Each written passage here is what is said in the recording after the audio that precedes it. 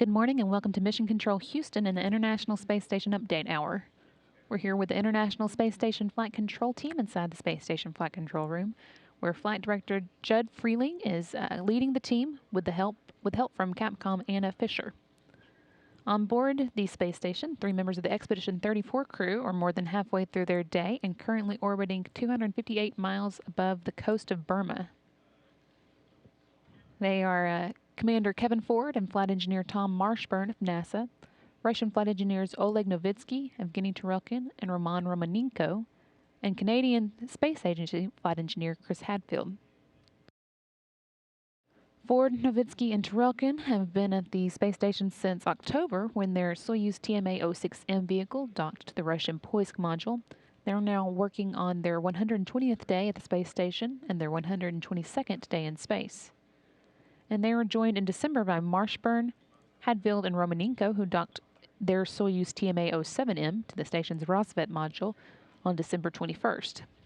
They're on their 65th day in space and their 63rd at the station.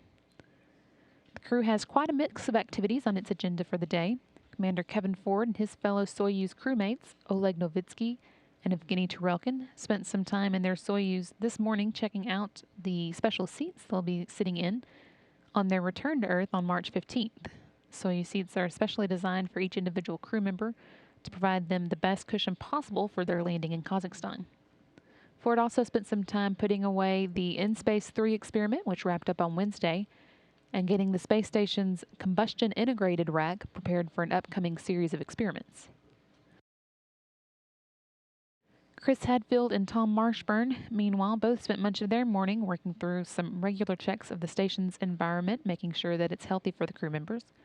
Hadfield took some samples off of various station surfaces and the station's air, while Marshburn monitored the noise level on board and took water samples.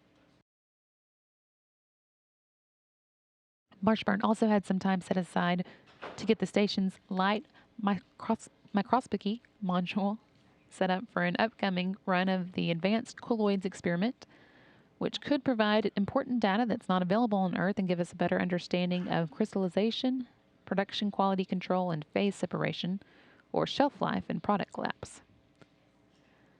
Back on the ground, the flight controllers are continuing to work through the software update that caused a loss of communication with the crew on Tuesday. Since Tuesday, everything's been going smoothly with that work, and yesterday the team here was able to catch up on the work originally scheduled for Tuesday. And today they're moving on with the loading of the final command and control computer with the new software. The transition should be wrapped up by Saturday. In addition, the team here on the ground has been preparing for a reboost that the station is scheduled to perform tomorrow at 4:34 a.m. Central Time.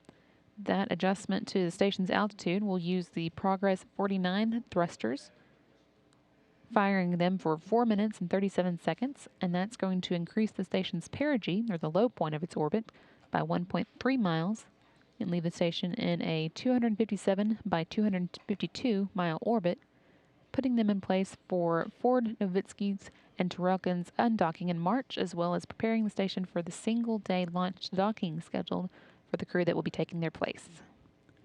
That's what's been going on in space today, and this is Mission Control Houston.